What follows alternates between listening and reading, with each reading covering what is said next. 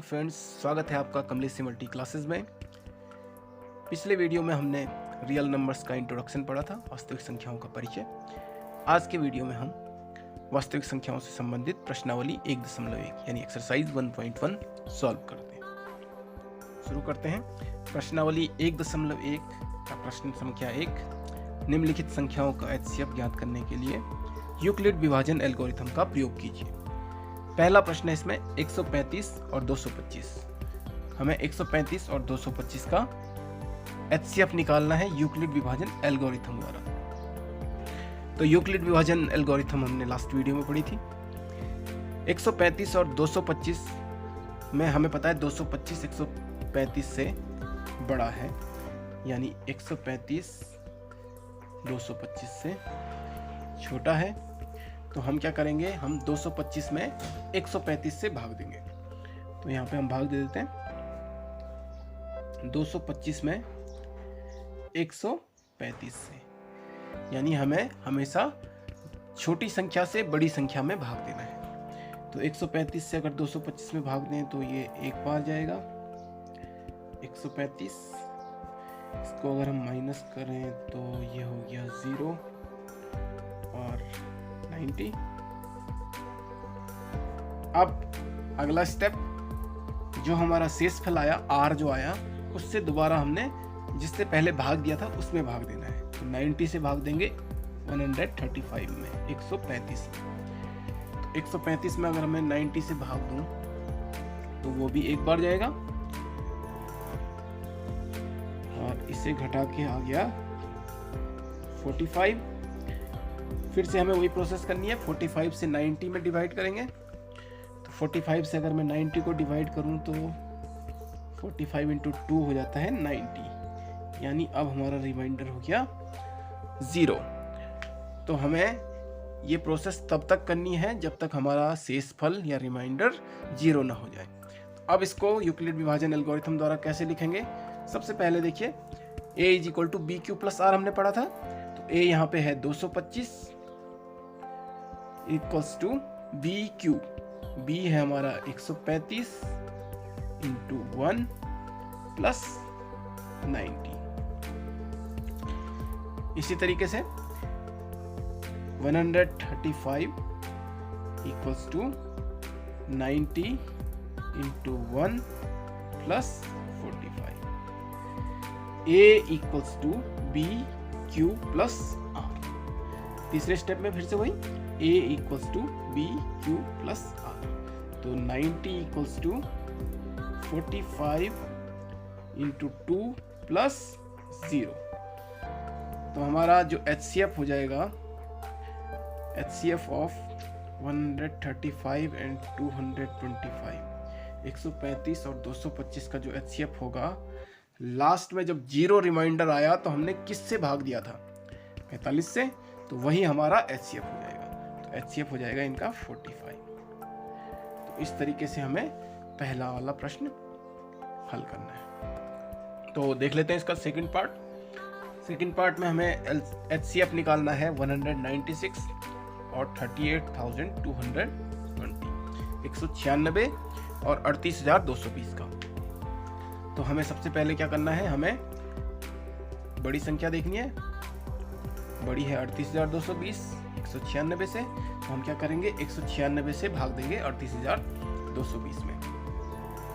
तो अगर मैं 196 से भाग दूं 38,220 में, तो देखिए यहाँ 3 अंक है, तो यहाँ भी हम 3 अंक ले लेते हैं, 382। तो 196 से 382 में 2 बार में ज़्यादा हो जाएगा, तो एक ही बार जाएगा। एक बार में हो गया 196 और इनको घटा के हो गया 6। यहाँ पे हो गया 17 में से 9 8 और 2 में से 1 186। और अब इस 2 को नीचे लें अगर, तो ये हो गया 1862। तो यहाँ से अगर हम 9 बार ट्राई करते हैं तो 9 बार हो जाएगा 9 छक्के 54 और 9 9 81 5 86 और 9 एकम 9 और 8 1764। 10 बार में तो ज़्यादा हो जाएगा, तो इसको घटा के आया 8 और ये हो गया 15, 9 और 0 98, ये 0 उतरेगा तो ये हो गया 980। तो अगर हम 196 से 980 5 बार ट्राई करें तो 5 छक्के 30 और 5 नंबर 45 और 3 48, 5 एकम 5 और 4 9। तो ये पूरा भाग चला गया दोस्तों। 196 से 38,220 में एक बार में ही पूरा भाग चला गया, यानी 195 बार पूरी बार डिवाइड हो गया। तो हम जो इसके स्टेप लिखेंगे, ए हमारा 38,220 equals to b q, b हो जाएगा 196 इंटू क्यू 195 बार क्या, और प्लस आर, आर हमारा पहली बार में ही कितना बचा था 0। तो यही इसका एकमात्र स्टेप होगा।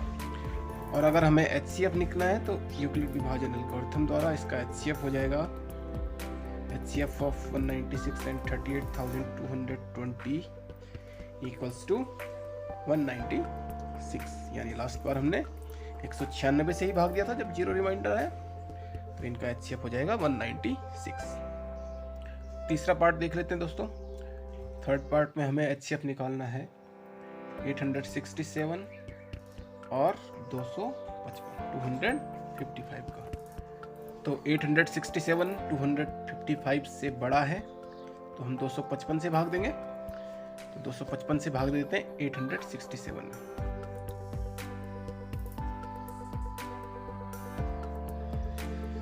तो अगर भाग दें तो 3 बार ट्राई करते हैं।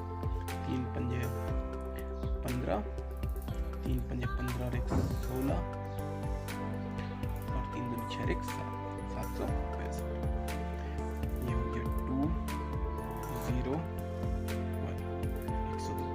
अब इस 102 से फिर से 255 में भाग देना है, तो 102 से 2 बार जाएगा, 102 गुणा 2 204 और 5 में से 4 गया 1, 5 51 हो गया।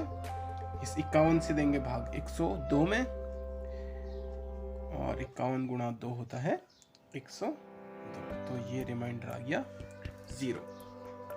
तो अगर हम स्टेप लिखें तो पहला स्टेप हो जाएगा हमारा 867 इक्वल्स टू 255 इंटू 3 प्लस 102, 867 बराबर 255 गुणा 3 प्लस 102।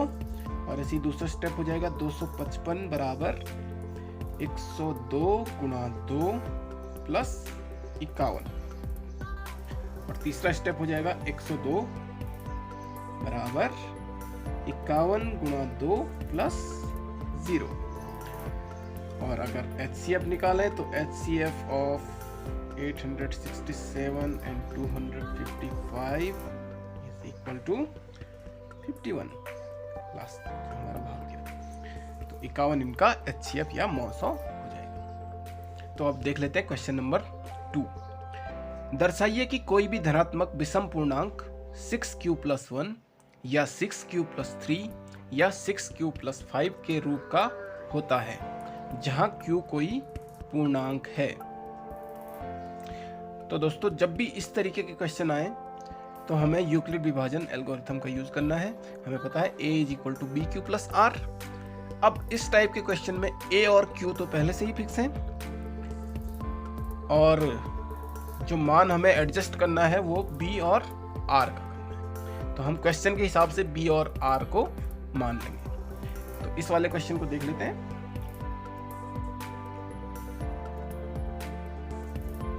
तो हमें दे रखा है कि कोई भी धनात्मक विषम पूर्णांक, तो हम मान लेते हैं, माना a एक धनात्मक पूर्णांक है।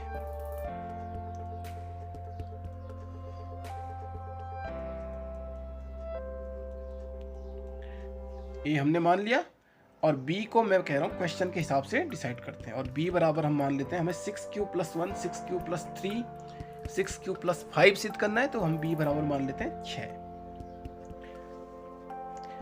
अब देखिए, अगर यूक्लिड विभाजन एल्गोरिथम के रूप में लिखूं, यूक्लिड विभाजन एल्गोरिथम द्वारा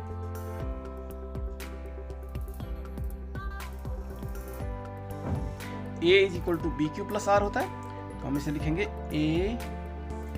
= b का मान हमारा 6, q को हम q रहने देंगे प्लस r। अब देखिए r की वैल्यू हमने कल भी डिस्कस किया था कि r की वैल्यू हमेशा b से छोटी होती है और 0 के बराबर या 0 से बड़ी होती है। तो यहाँ पे जहां r बराबर हो जाएगा, देखिए 6 से छोटी होनी चाहिए और 0 के बराबर या 0 से बड़ी, तो 0 भी हो सकता है, 1 भी हो सकता है, 2, 3, 4, 5, यानी r की वैल्यू हमारी 0, 1, 2, 3, 4, 5 इनमें से कुछ भी हो सकती है। क्यों? क्योंकि जो r होता है वो 6 से छोटा होना चाहिए और 0 के बराबर या 0 से बड़ा हो। तो अब आगे डिस्कस कर लेते हैं कि r की वैल्यू रखते हुए हमारे क्या मान मिलती है। तो सबसे पहले हम पहली स्थिति देख लेते हैं, स्थिति 1। स्थिति 1 या केस 1, जब r बराबर 0, यानी यदि r बराबर 0 लें तो a बराबर हो जाएगा 6q + 0, यानी a बराबर हो जाएगा 6q। a बराबर आ गया 6q। तो अब हम चेक कर लेते हैं कि ये सम होगा या विषम होगा। तो अगर मैं इसमें 2 से डिवाइड करूं तो ये 3 बार पूरा कट जाएगा, 3q आंसर आ जाएगा। और कल ही हमने परिभाषा पढ़ी थी कि सम संख्या वह होती है जो कि 2 से पूरी बार विभाजित हो जाए। तो अगर ये 2 से पूरी बार विभाजित हो रहा है तो ये मान कैसा होगा? सम होगा। तो ये मान क्या होगा? सम। ठीक है। अब देख लेते हैं दूसरी स्थिति यानी केस 2। दूसरी स्थिति में क्या होगा? यदि r बराबर 1 लें, r बराबर 1 लें तो a बराबर हो जाएगा 6q + 1। अब इसे चेक करना है हमें कि ये सम होगा या विषम होगा। तो देखिए 6q अगर सम है और इसमें अगर 1 जोड़ रहे हैं तो किसी भी सम संख्या में 1 जोड़ने पे हमेशा विषम संख्या प्राप्त होती है। तो ये क्या होगी? विषम संख्या होगी, विषम पूर्णांक। स्थिति 3 देख लेते हैं।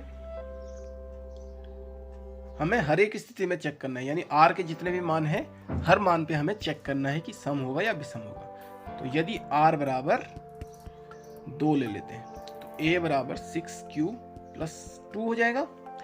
फिर से वही, ये पूरी बार 2 से विभाजित है। अगर मैं इसमें 2 कॉमन ले लूं तो ये 2 से 2 कट जाएगा और ये पूरा बार विभाजित हो जाएगा, 3q + 1 आंसर आ जाएगा।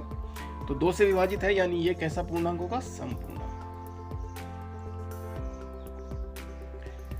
स्थिति 4 देख लेते हैं। यदि r बराबर 3 हो तो a बराबर हो जाएगा 6q + 3। 2 से विभाजित नहीं है तो ये कैसा होगा? विषम पूर्णांक।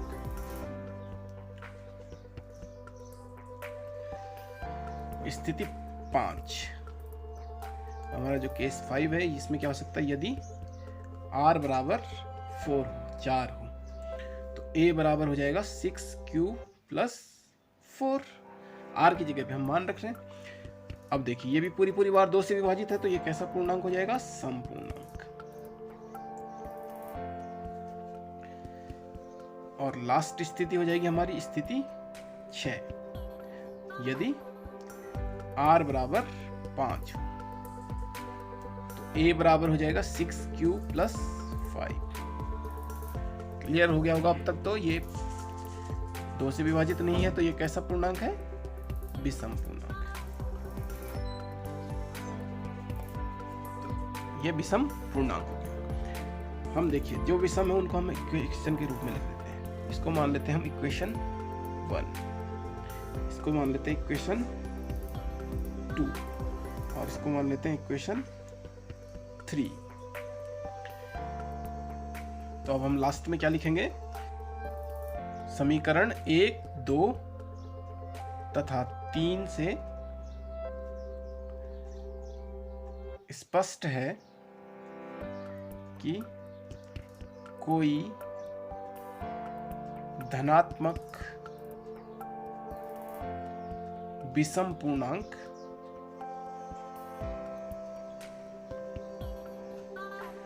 किस किस रूप में हो सकता है। देखिए विषम वाला कौन सी कंडीशन थी, पहली कंडीशन थी 6q + 1, तो ये तो 6q + 1। दूसरी कंडीशन आई थी हमारी 6q + 3 और तीसरी कंडीशन आई थी 6q + 5 के रूप में होता है। तो इस तरीके से हमें दूसरा प्रश्न हल करना है। तो चलिए दोस्तों बढ़ते हैं प्रश्न संख्या 3 की ओर। किसी परेड में 616 सदस्यों वाली एक सेना की टुकड़ी को 32 सदस्यों वाले एक आर्मी बैंड के पीछे मार्च करना है। दोनों समूहों को समान संख्या वाले स्तंभों में मार्च करना है। ये समान होगा। उन स्तंभों की अधिकतम संख्या क्या है जिसमें वे मार्च कर सकते हैं। तो हमें एक चीज का ध्यान देना है, जब भी हमसे अधिकतम, मैक्सिमम या सबसे बड़ा ऐसा पूछा जाए तो हमें हमेशा HCF या मौसौ निकालना होता है। और जब भी हमसे पूछा जाए न्यूनतम, मिनिमम या सबसे छोटा तो हमें हमेशा LCM निकालना होता है। ये चीज आपको दिमाग में रखनी है। तो यहाँ अधिकतम संख्या पूछी हुई है तो हम 32 और 616 का HCF निकालेंगे। तो हम लिखेंगे उन स्तंभों की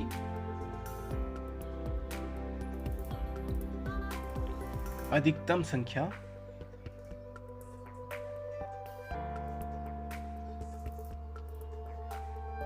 HCF ऑफ 32 और 616 होगी।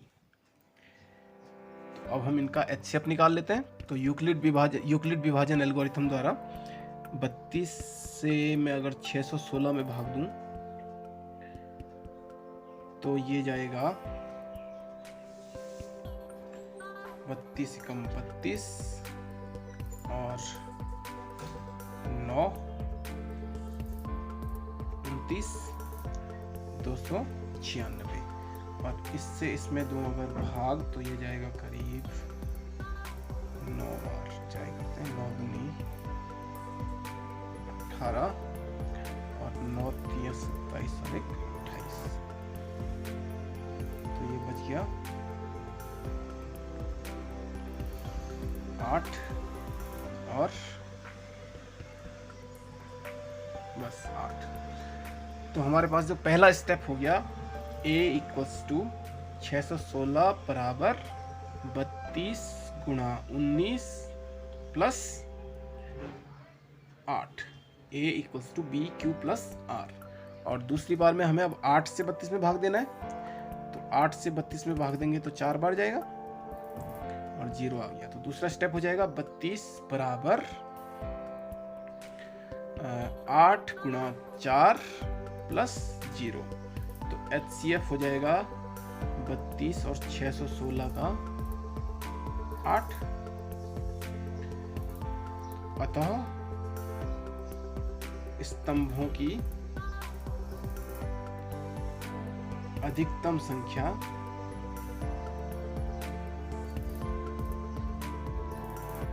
8 होगी। इस तरीके से हमें प्रश्न को हल करना है। अब देख लेते हैं प्रश्न संख्या 4। यूक्लिड विभाजन प्रमेयिका का प्रयोग करके दर्शाइए कि किसी धनात्मक पूर्णांक का वर्ग किसी पूर्णांक m के लिए 3m या 3m + 1 के रूप का होता है। तो हम फिर से मान लेते हैं कि माना a कोई धनात्मक पूर्णांक है माना a एक धनात्मक पूर्णांक है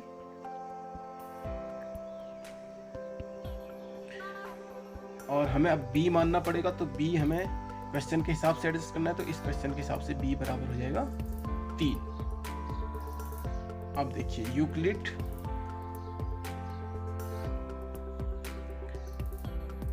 विभाजन एल्गोरिथम द्वारा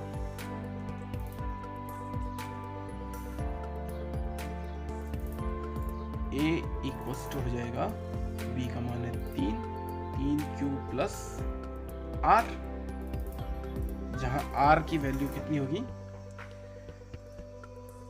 जहां r बराबर होगा 0 1 2, यानी 3 से छोटा होना चाहिए और 0 के बराबर या 0 से बड़ा। तो r की हमारे पास 3 वैल्यू हो जाएंगी 0 1 2।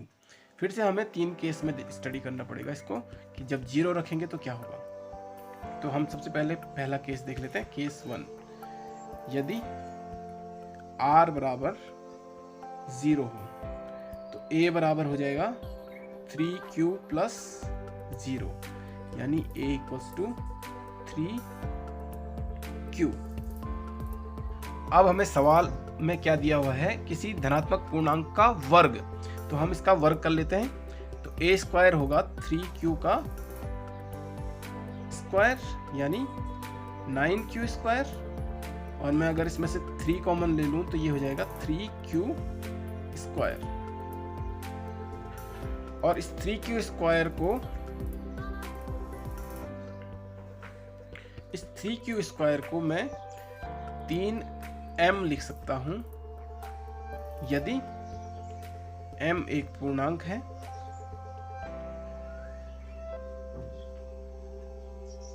और m बराबर 3q स्क्वायर।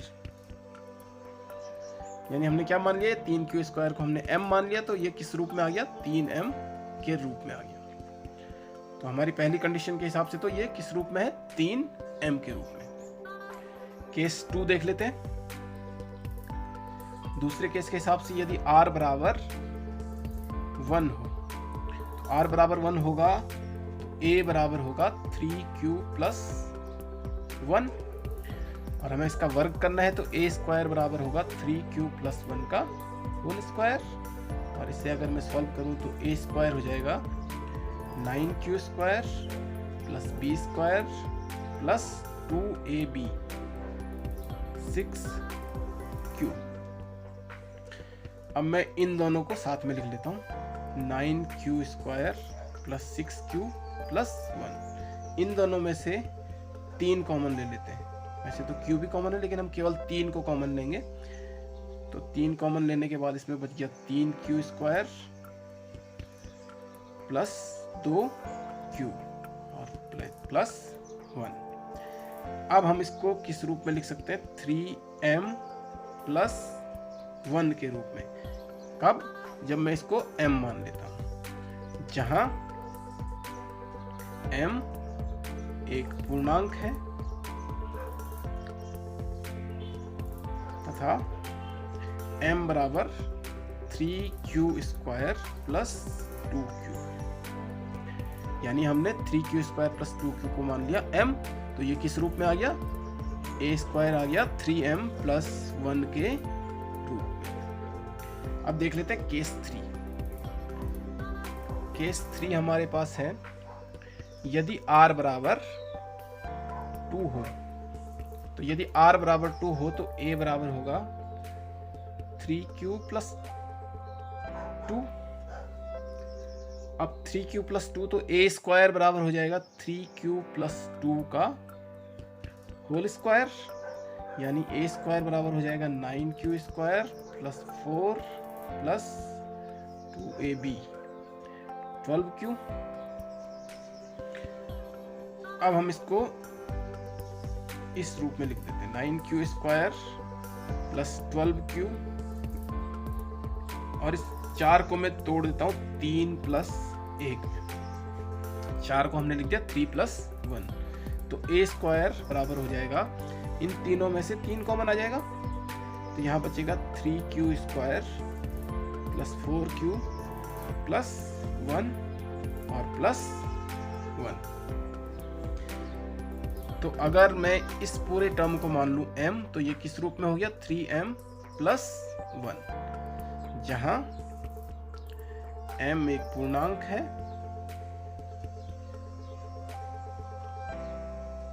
तथा m बराबर कितना है 3q square plus 4q plus 1। तो हमारे पास तीनों केस के हिसाब से एक चीज क्लियर हो गई। अतः केस 1,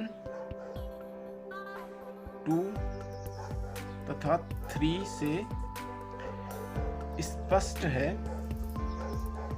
कि किसी धनात्मक पूर्णांक का वर्ग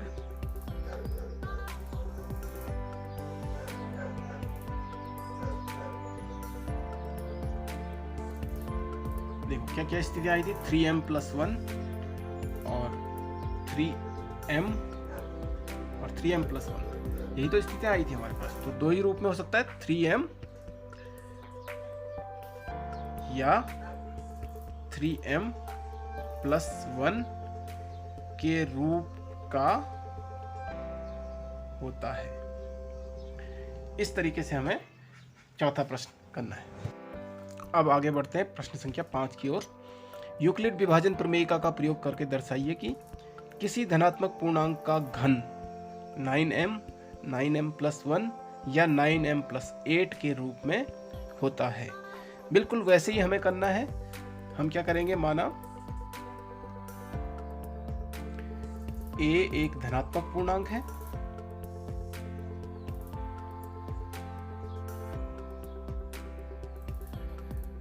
तथा b बराबर हम मान लेते हैं 3। b का मान आपको सवाल के हिसाब से एडजस्ट करना है। तो अब यूक्लिड विभाजन प्रमेयिका द्वारा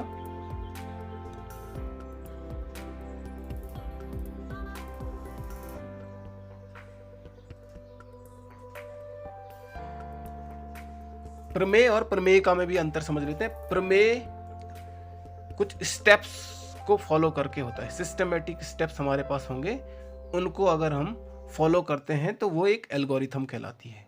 जबकि प्रमेय का एक स्वयं सिद्ध कथन है, एक पूर्व में ही सिद्ध कथन को हम प्रमेय का या लेम्मा कहते हैं। तो यूक्लिड विभाजन प्रमेय का द्वारा ये क्या कहलाएगा, a इक्वल्स टू b का मान है 3q प्लस r। अब क्योंकि b 3 है तो यहाँ r की वैल्यू होगी 0, 1 और 2। तो फिर से हमारे पास 3 केस हो जाएंगे। तो देख लेते हैं पहली स्थिति क्या है। पहले केस के हिसाब से यदि r बराबर 0 हो तो a बराबर होगा 3q प्लस 0, यानी a बराबर 3q। अब प्रश्न में घन पूछा हुआ है तो a का क्यूब निकालेंगे। a का क्यूब हो जाएगा 3q का क्यूब, यानी 27q क्यूब। अब इसमें हम क्या करते हैं, 9 कॉमन ले लेते हैं तो ये बचेगा 3q क्यूब, और इसको हम लिख सकते हैं 9m। अगर मैं m को 3q क्यूब मान लूं तो हम इसको 9m के रूप में लिख सकते हैं, जहां m एक पूर्णांक है तथा m बराबर 3q क्यूब। तो हम इसको 9m के रूप में लिख सकते हैं। अब बढ़ते हैं केस 2 की ओर।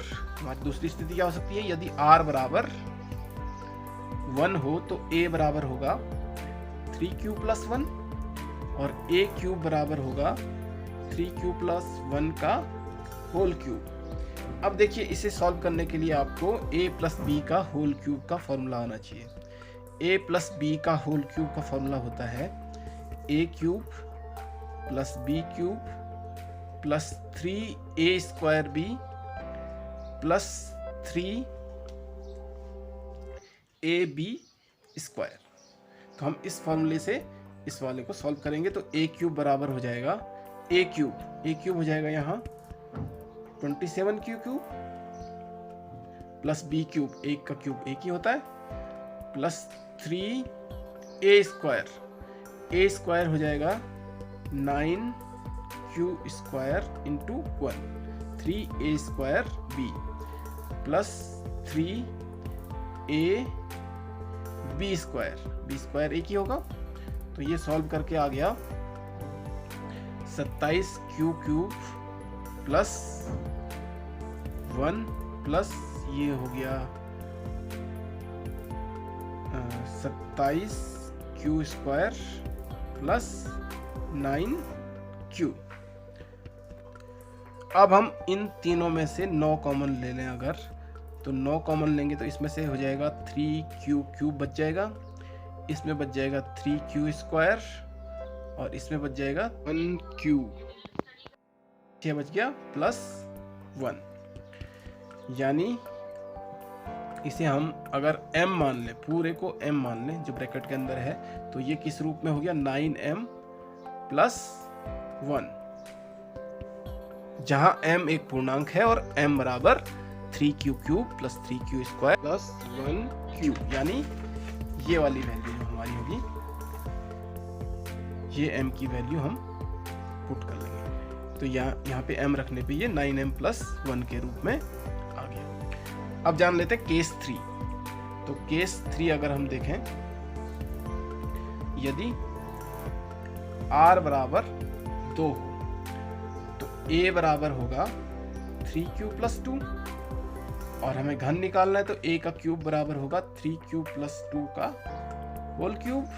फिर से उसी फॉर्मूले से खोलें तो a क्यूब बराबर हो जाएगा a cube plus b cube, यानी 27 क्यूब प्लस b का क्यूब हो जाएगा 8 प्लस 3 इंटू a स्क्वायर हो जाएगा 9 q square into b plus 3 a b square हो जाएगा 4। अगर इसको सॉल्व करें तो ये हो जाएगा 27 क्यूब प्लस 8 प्लस 27 दूनी 54 क्यू स्क्वायर प्लस 3 3 9 चुका 36 क्यू। अब देखिए फिर से हम क्या करते हैं, इन तीनों में से 9 कॉमन ले लेते हैं। तो a क्यूब बराबर हो जाएगा 9 कॉमन ले लें, इसमें बचेगा 3 क्यू प्लस 6 क्यू स्क्वायर, इसमें से 9 कॉमन ले लिया और इसमें से 9 कॉमन लेंगे तो ये बचेगा 4 क्यू प्लस 8। अब तो आपकी समझ आ ही गया होगा, इसको m अगर मान लें तो ये किस रूप में है 9m प्लस 8, जहां m एक पूर्णांक है तथा m बराबर m की वैल्यू क्या है 3 cube plus 6 Q square plus 4 Q है। अतः केस 1, 2 तथा 3 से स्पष्ट है कि किसी धनात्मक पूर्णांक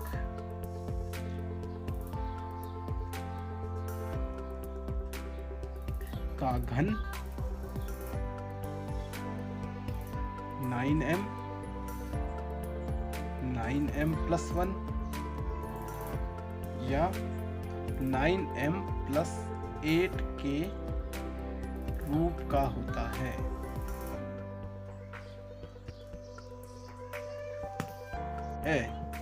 तो इस तरीके से हमें 5वां प्रश्न हल करना है। तो ऐसे हमने पूरी प्रश्नावली 1.1 हल कर ली। उम्मीद है आपकी समझ में आया होगा। अगर आपको ये वीडियो पसंद आई तो इसे ज़्यादा से ज़्यादा शेयर कीजिए, चैनल को सब्सक्राइब कीजिए और बेल आइकन को प्रेस कर दीजिए ताकि जो आने वाली वीडियोज़ है वो सबसे पहले आपको मिल सके। धन्यवाद।